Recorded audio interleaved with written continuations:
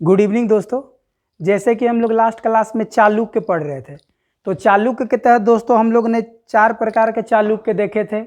वातापी का चालुक्य, वेंगी का चालुक्य, कल्याणी का चालुक्य और सोलंकी का चालुक्य। तो दोस्तों लास्ट क्लास में हम लोगों ने वातापी का चालुक्य लगभग खत्म कर दिए थे।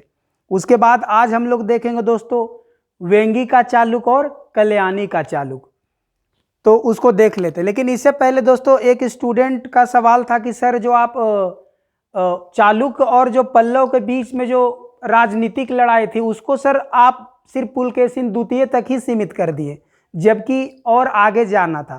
तो दोस्तों मैं बताना चाहूँगा कि हम लोग जब चालुक्य पढ़ रहे हैं तो पुलकेशिन द्वितीय तक ही पढ़ेंगे। जब पल्लव पढ़ेंगे दोस्तों तो फिर से बताएंगे कि चालुक्य और पल्लव के बीच में राजनीतिक लड़ाइयाँ कितनी हुई है। फिर भी दोस्तों अगर थोड़ा सा मैं ओवरव्यू दे दूं, क्योंकि यहाँ पे दोस्तों आप देखोगे कि यहाँ पर वातापी या फिर यहाँ पे दोस्तों आप देखोगे कि वातापी या बादामी का चालुक्य का इलाका है और यहाँ पर पल्लव का इलाका है। तो युद्ध तो दोस्तों दोनों के बीच में है। कहा जाता है कि चालुक्य और पल्लव का जो राइवेलरी है, जो दोनों के बीच में द्वंद्व है, संघर्ष है, एक पीढ़ी दर पीढ़ी, जनरेशन दर जनरेशन गया है। तो उसको थोड़ा सा देख लेंगे, किसी का डाउट था। और लास्ट क्लास में दोस्तों एक का सवाल था कि सर जो आप नरेंद्र बोल रहे थे तो समझ में नहीं आया। तो दोस्तों यहाँ महेंद्र कहने का मतलब महेंद्र वर्मन प्रथम से था और नरेंद्र यहाँ पर कहने का मतलब नरसिंह वर्मन से था दोस्तों। तो नरेंद्र कहने का मतलब नरसिंह वर्मन और महेंद्र कहने का मतलब महेंद्र वर्मन। तो दोस्तों ये चार्ट देखिए, यहाँ पर आपका वातापी या फिर बादामी का चालुक्य और यहाँ पल्लव है। तो थोड़ा चार्ट के माध्यम से देख लेंगे। तो चार्ट के माध्यम से दोस्तों देखोगे तो सबसे पहला पॉइंट हम लोग देखेंगे कि सबसे पहला पॉइंट में दोनों में तुलना करेंगे, एक तरफ चालुक्य और एक तरफ पल्लव। तो कहाँ का चालुक्य दोस्तों? तो वातापी का चालुक्य। कहाँ का चालुक्य? तो वातापी का चालुक्य। तो ये होगा दोस्तों वातापी का चालुक्य। और कहाँ का पल्लव? तो कांची का पल्लव, कांचीपुरम। मतलब चालुक्य का राजधानी वातापी या बादामी और पल्लव का राजधानी कांचीपुरम। अब है सवाल, इसका संस्थापक कौन दोस्तों? जय सिंह। इसका संस्थापक सी विष्णु। इसका सबसे अंतिम राजा दोस्तों तो कृतिवर्मन II। इसका सबसे अंतिम राजा तो अपराजित। यहां तो क्लियर हो गया। अब सवाल है दोस्तों राइवेलरी का, युद्ध का, कि दोनों के बीच में जो झगड़ा हुआ तो कैसे हुआ। तो थोड़ा सा ओवरव्यू देखिए दोस्तों। हम बताए थे कि पुलकेशिन द्वितीय से शुरू होता है, क्योंकि हम चालुक्य जब पढ़ा रहे थे बादामी का चालुक्य, तो सबसे पहला हम बताए थे सबसे ताकतवर राजा चालुक्य में कौन था दोस्तों? पुलकेशिन द्वितीय, क्योंकि अपने चाचा मंगलेश को भी हराता है, हर्षवर्धन को भी हराता है। तो यहाँ सबसे पहले दुश्मन यही होता। पुलकेशिन द्वितीय दोस्तों महेंद्र वर्मन प्रथम को क्या करता है? हत्या कर देता है। और हत्या करने के बाद आप देखोगे दोस्तों कांची का जो कांचीपुरम का इलाका है उसको क्या कर लेता है? कब्जा कर लेता है। आप देखोगे थोड़ा सा अगर हल्का सा मैप बना है, ऐसे भारत का छोटा मैप अगर बनाओगे ऐसे, तो ये छोटा मैप के तहत आप दोस्तों आप देखोगे ऐसे कि यहाँ का जो इलाका था दोस्तों, तो यहाँ वाले इलाके को क्या करता है कि पुलकेशिन द्वितीय छीन लेता है और अपने भाई, अपना छोटा भाई जो इसका होता है विष्णुवर्धन को दे देता है। लास्ट क्लास में दोस्तों हम लोग डिस्कस किए थे। अब होगा क्या? पुलकेशिन द्वितीय जब यहाँ दोस्तों महेंद्र वर्मन को हत्या कर दिया तो इसका बेटा दोस्तों बदला लेगा। अब क्या करेगा? नरसिंह वर्मन I क्या करेगा कि पुलकेशिन द्वितीय को क्या करेगा? हत्या कर देगा। तो यहाँ पर राइवेलरी का शुरुआत हो रहा। हम तुमको मारेंगे तो तुम हमको मारोगे। अब यहाँ से फिर नेक्स्ट स्टेप में क्या होगा दोस्तों? तो नेक्स्ट स्टेप में आप देखोगे कि यहाँ जो विक्रमादित्य है दोस्तों यहाँ पर हत्या कर देगा किसको? महेंद्र वर्मन को, महेंद्र वर्मन II को। तो दोस्तों यहाँ जब महेंद्र वर्मन II को हत्या करेगा तो क्या करता? अब इधर से कौन बदला लेगा दोस्तों? तो यहाँ से ताकतवर राजा होता नरसिंह वर्मन II, लेकिन यहाँ पर किसी का हत्या नहीं कर पाता है। इसका 2 आप वंशज में देखोगे कि विजयादित्य और विनयादित्य से लड़ता है नरसिंह वर्मन II, लेकिन यहाँ पर कुछ कर नहीं पाता। क्यों? क्योंकि इधर भी ताकतवर होता। बाद के कालों में दोस्तों देखोगे कि नरसिंह वर्मन II विजयादित्य और विनयादित्य से लड़ता है, लेकिन जीत नहीं पाता है और वातापी को कुछ कर नहीं पाता। सेम इधर आओगे दोस्तों तो विक्रमादित्य II क्या करेगा कि लगभग 3 बार लगभग 3 बार कांची को जीतता है, लेकिन उसको अपने अंदर में नहीं ले पाता है। तो लगातार दोस्तों जनरेशन दर जनरेशन इन लोग का युद्ध चला है।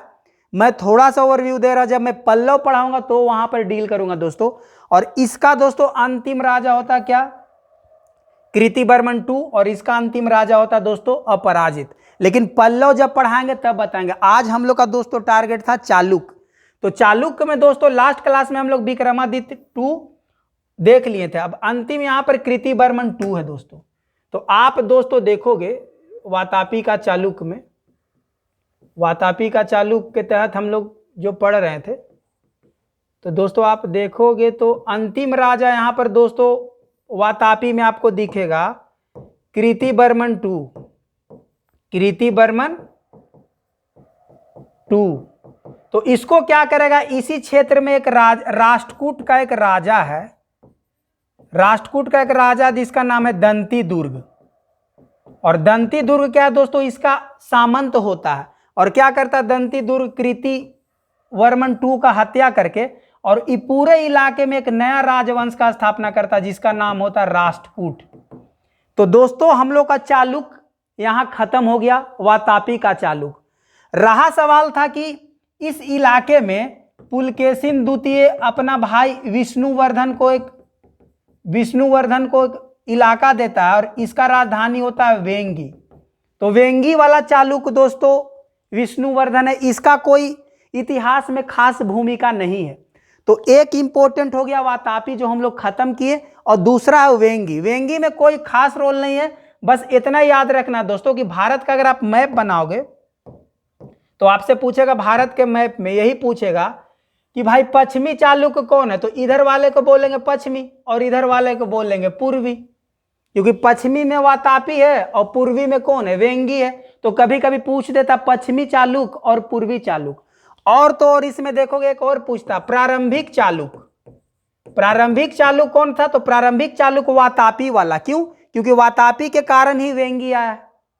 अब बाद के कालों में दोस्तों देखोगे यहां पे, तो जो राष्ट्रकूट क्या किया था कि वातापी का अंतिम राजा कृतिवर्मन 2 को हत्या करके गद्दी पे बैठा था। तो इसी प्रकार राष्ट्रकूट का जो अंतिम राजा दोस्तों होगा कर्क द्वितीय, कर्क द्वितीय को हत्या करेगा दोस्तों कौन, तैलप 2, तैलप 2, और बदला ले लेगा और फिर से एक नया चालुक्य वंश बनाएगा, उसको कहेगा कल्याणी।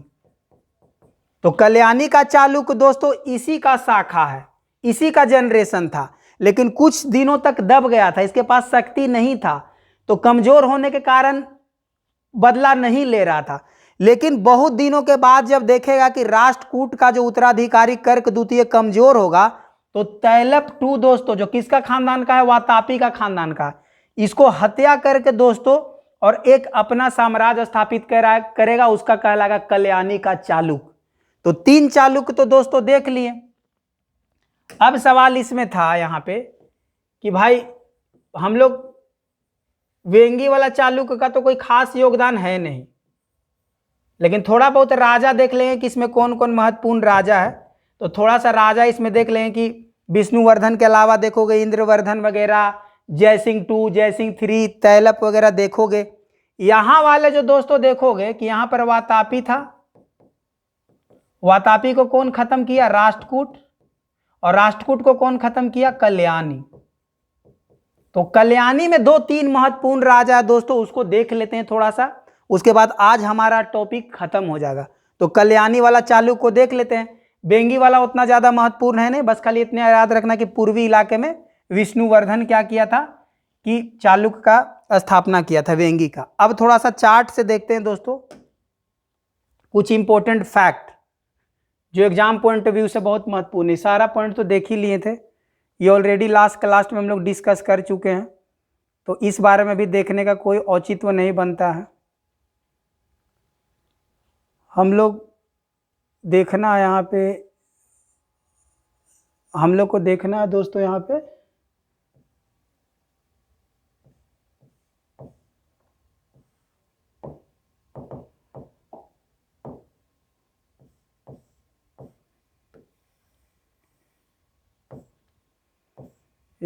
दोस्तों, हाँ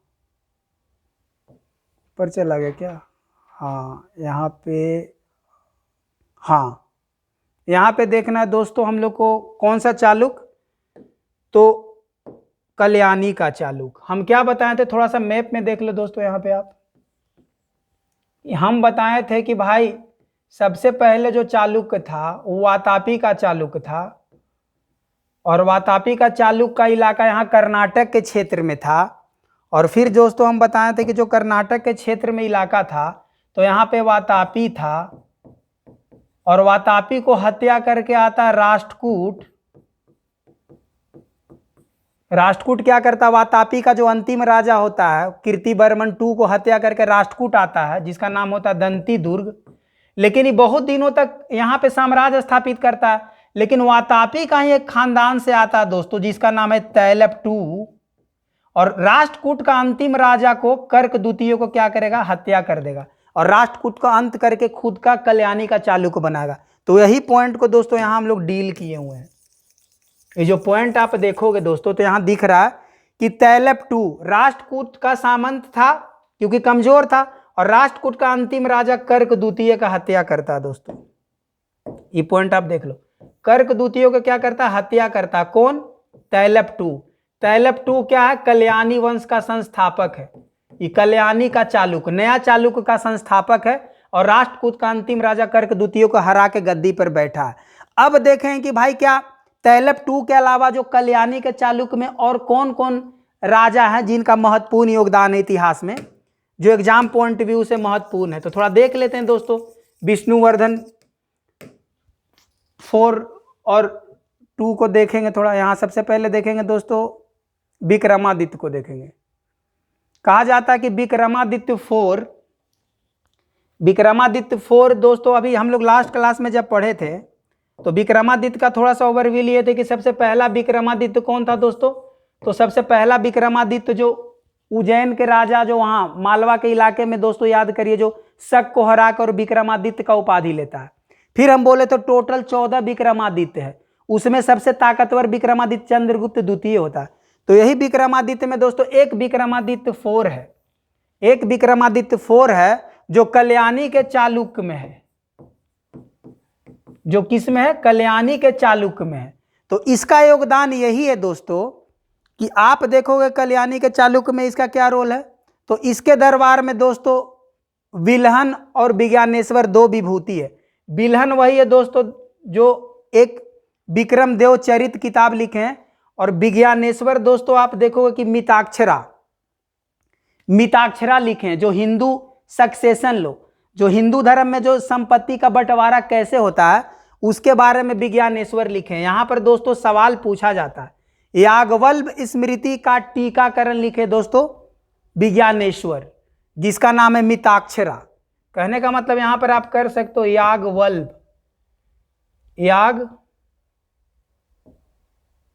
यहाँ पर लिखोगे याज्ञवल्क्य स्मृति, इसी का कमेंट्री लिखे हैं, उसका नाम है मिताक्षरा। तो मिताक्षरा कौन लिखे हैं, तो विज्ञानेश्वर लिखे हैं। किसका कमेंट्री है, किसका टीका है, तो याज्ञवल्क्य स्मृति के। इसमें क्या है, तो इसमें दोस्तों हिंदू धर्म में जो संपत्ति का बंटवारा होता है, पिता के बाद बेटा, बेटा के बाद बेटा, पत्नी को मिलेगा कि नहीं, बेटी को मिलेगा कि नहीं मिला, तो दोस्तों सक्सेशन पूरा का पूरा प्रॉपर्टी इनहेरिटेंस का कॉन्सेप्ट इसमें दिया गया है। और बिल्हन दोस्तों लिखे विक्रमदेव चरित, जो इसी के बारे में। तो विक्रम 4 दोस्तों बहुत महत्वपूर्ण है। तो यहां पर विक्रमादित्य 4, हालांकि हमको लग रहा है लास्ट क्लास में जो हम लोग विक्रमादित्य 4 देखे थे, एक सेकंड लग रहा है, वहां पर विक्रमादित्य 2 होगा दोस्तों, लग रहा गलती से यहाँ पे विक्रमादित्य 2 बार लिखा गया 4, एक सेकंड। यहाँ तक तो सही है दोस्तों, यहाँ तक तो सही है। लास्ट क्लास में हम लोग विक्रमादित्य 4 लग रहा था, डबल हो गया। हाँ, विक्रमादित्य 1 वह महेंद्र वर्मन। हाँ दोस्तों यहाँ पर देखिए, ये जो हम बताए थे विक्रमादित्य 4 यहाँ पर गलत है, यहाँ पर 2 होगा दोस्तों। यहाँ लास्ट क्लास वाला सुधार लीजिएगा, ये जो विक्रमादित्य 2 होगा। और इसको याद रखने का तरीका ऐसे रखिए कि विक्रमादित्य 2 है, इसकी 2 पत्नी है। एक पत्नी का नाम लोक महादेवी था और दूसरा का नाम त्रिलोकेश्वर था। तो याद रखिएगा विक्रमादित्य 2 का 2 पत्नी है। तो यहाँ पर दोस्तों, यहाँ पर जो 4 था लास्ट क्लास में, इसको काट के 2 कर लीजिएगा, क्योंकि डबल दो बार 4 लिखा गया, तो समझ लीजिए कि यहाँ वाला 2 होगा, बाद वाला 4 होगा। और नीचे में यहाँ इसी का 2 पत्नी था। एक पत्नी था दोस्तों विक्रमादित्य 2 का पहला पत्नी, जिसका नाम था लोक महादेवी, और लोक महादेवी के कारण ही कौन मंदिर बना था दोस्तों, तो विरूपाक्ष मंदिर। और दूसरा पत्नी का नाम था त्रिलोक देवी, जिसके नाम पर कौन मंदिर बना था, त्रिलोकेश्वर मंदिर।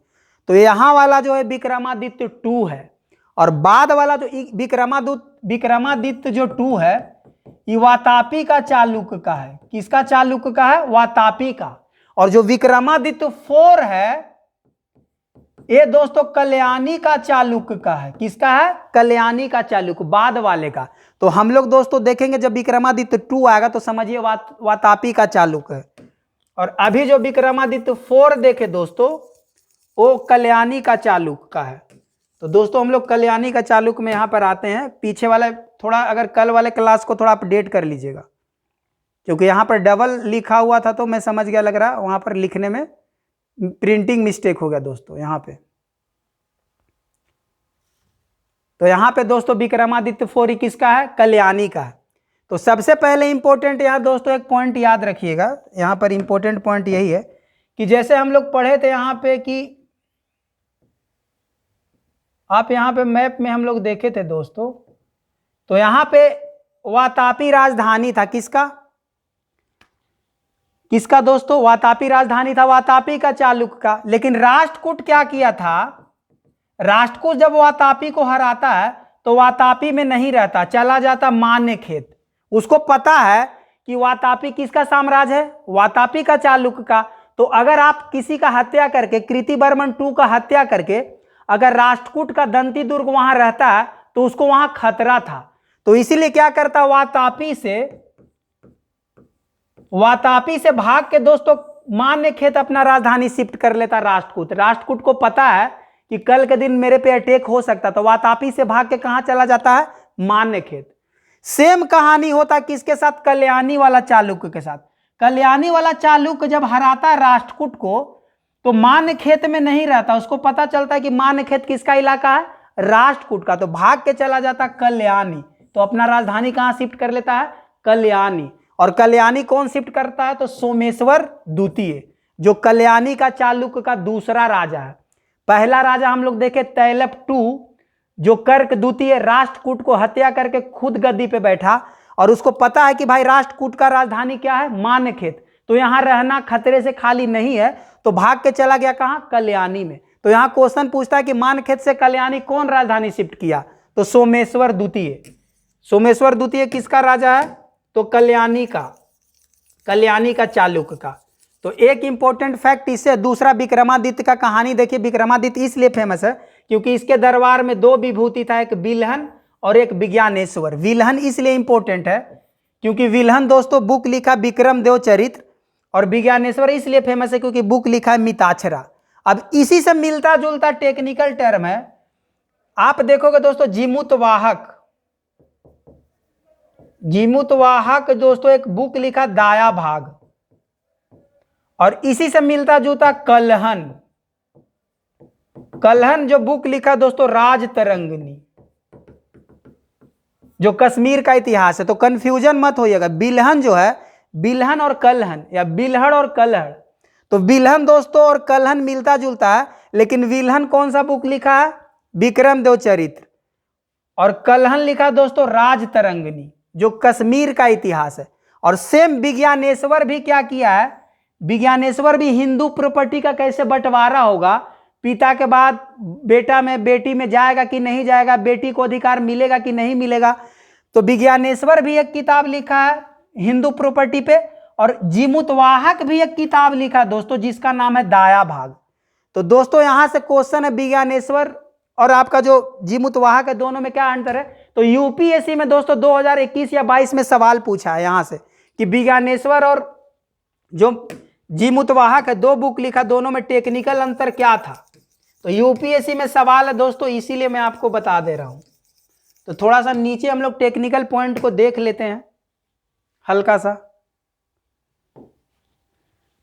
तो नीचे टेक्निकल पॉइंट को अगर दोस्तों आप देखना चाहोगे तो यहाँ देखो, कल्हण के द्वारा राज तरंगिणी लिखा गया, जो कश्मीर का इतिहास है। कल्हण राज तरंगिणी 3 भाग में दोस्तों, राज तरंगिणी 1, राज तरंगिणी 2, राज तरंगिणी 3। जब पढ़ाएंगे कश्मीर का इतिहास तब बताएंगे, लेकिन आपको यहाँ पर याद रखिए राज तरंगिणी 1 कल्हण लिखा है, और थोड़ा सा आप राज तरंगिणी 2 लिखा दोस्तों जोन राज, कश्मीर का इतिहास ये भी है।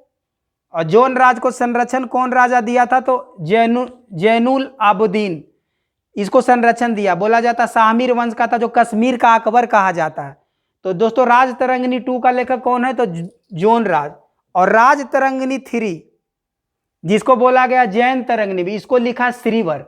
तो राज तरंगिणी 1, राज तरंगिणी 2 और राज तरंगिणी 3 तीनों को इसलिए लिंक करवा दिए ताकि कंफ्यूजन ना हो। इसको जब पढ़ेंगे तब देखेंगे। अब सवाल था दोस्तों जीमूतवाहक क्या लिखा है, तो दाया भाग लिखा है।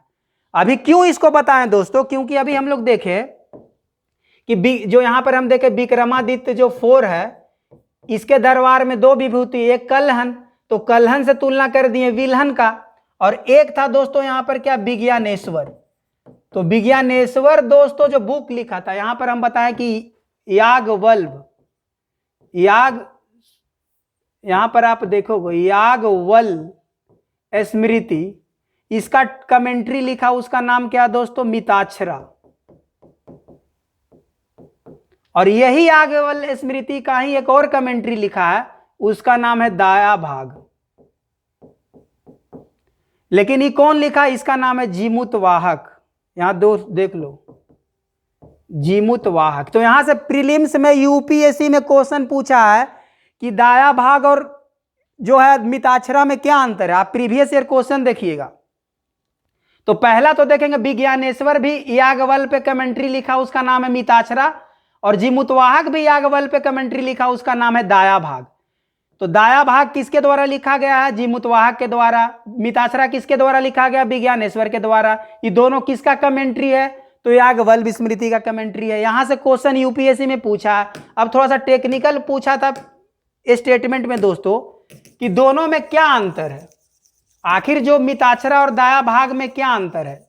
तो दोनों दोस्तों हिंदू लो है, दोनों को दोनों हिंदू में, हिंदू जो ज्वाइंट फैमिली होता है, हिंदू ज्वाइंट फैमिली में संयुक्त परिवार में प्रॉपर्टी का वितरण कैसे होगा, तो उसका थोड़ा सा टेक्निकल अंतर देख सकते हैं दोस्तों। मिताक्षरा में क्या होता है, मिताक्षरा दोस्तों भारत के हर इलाके में अगर मैप ऐसे बनाओगे, तो मैप ऐसे बनाओगे दोस्तों अगर, तो आप देखोगे मैप में ऐसे, यहाँ पे सॉरी पेन यहाँ पे दोस्तों आप लोगे,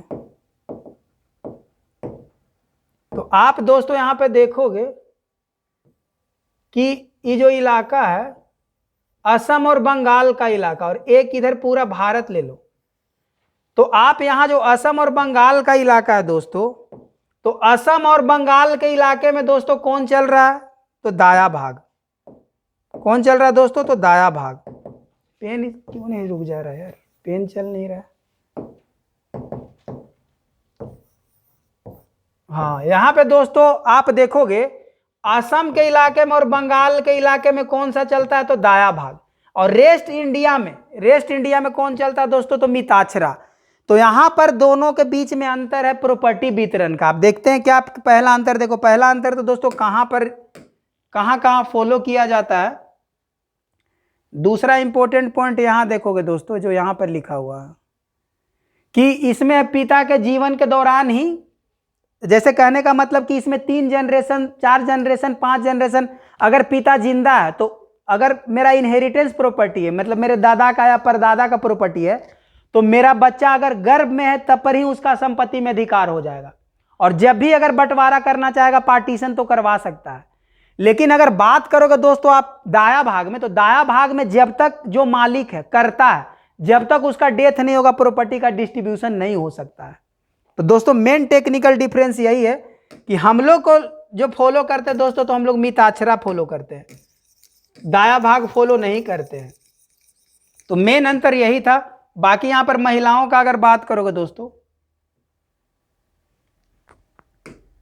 तो यहां पर थोड़ा सा आप देखोगे कि पत्नी बंटवारे की मांग नहीं कर सकती है, लेकिन इसे अपने पति और बेटे के बीच बंटवारे का हिस्सा, जबकि इसमें महिलाओं के लिए अधिकार मौजूद नहीं है क्योंकि यहाँ पिता पूर्ण स्वामी होता। मतलब यहाँ पर दोस्तों अगर आप मिताक्षरा को फॉलो करते हो तो मिताक्षरा में क्या होता है कि मैं अपना पिताजी का या अपना दादा का प्रॉपर्टी मैं अपना मांग सकता हूं, लेकिन मेरी वाइफ नहीं मांगेगी। लेकिन मुझे मिलने के बाद मैं अपने दादा से लिया, दादा कहने का मतलब दादा दिए पिताजी को और पिताजी से मिला मुझे। अब मुझे मिलने के बाद मेरी पत्नी मुझसे प्रॉपर्टी मांग सकती है, या फिर मुझे जो प्रॉपर्टी मिला मेरे बेटों को मिला तो बेटा में भी मेरा अधिकार मेरी बीवी को, वाइफ को हो सकता है। इधर में दोस्तों महिलाओं का है, लेकिन इधर यहां महिलाओं का कोई अधिकार नहीं है, क्योंकि असली मालिक कौन होगा दोस्तों? असली मालिक कर्ता होगा, जब तक कर्ता जिंदा है। मान ले अगर कर्ता, ऐसे समझिए दोस्तों, मान ले 4 पीढ़ी यहां पे है, मान ले यहां पर एक्स है, यहां पर वाई है और यहां पे जेड है। एक्स अभी जिंदा है तो वाई और जेड प्रॉपर्टी का डिमांड नहीं कर सकता, लेकिन यहां में अगर लिख दो एक्स वाई और जेड, जेड को अगर प्रॉपर्टी चाहिए तो पार्टीशन करवा सकता है, क्लेम कर सकता है कि मुझे प्रॉपर्टी चाहिए। तो इधर आप क्लेम कर सकते हो, यहां जब तक स्वामी जिंदा है आप क्लेम नहीं कर सकते हो। तो बस टेक्निकल अंतर यही था। दूसरा इधर महिलाओं को अधिकार था, इधर डिमांड नहीं कर सकते हो। और रहा सवाल ही पूरा लगभग भारत के हर क्षेत्र में है और ये केवल बंगाल और असम में। तो यूपीएससी में लास्ट क्लास में दोस्तों क्वेश्चन पूछा मिताक्षरा और दाया भाग से, जो कि मिताक्षरा और दाया भाग इसलिए बता दिए क्योंकि आप देखोगे कि कल्याणी का जो चालुक्य है विक्रमादित्य 4, इसी के दरबार में कौन रहता था? तो विज्ञानेश्वर, जो हिंदू धर्म ग्रंथ का रचना किया था कि किस प्रकार से संपत्ति का बंटवारा होगा। तो दोस्तों ये हम लोग का कल्याणी का चालुक्य खत्म हो गया। अब अंतिम दोस्तों जो बचा है, ये दोस्तों बचा है अंतिम जो, हाँ उसी में कल्याणी में अंतिम राजा दोस्तों कौन है? तो सोमेश्वर 3, जो अभिलाष प्रचिंतामणि नाम का एक विश्वकोश लिखा है। तो पूछेगा सोमेश्वर 3 का क्या योगदान है? जो कल्याणी का चालुक्य है तो अभिलाषी प्रचिंतामणि नाम का एक विश्वकोश का रचना किया।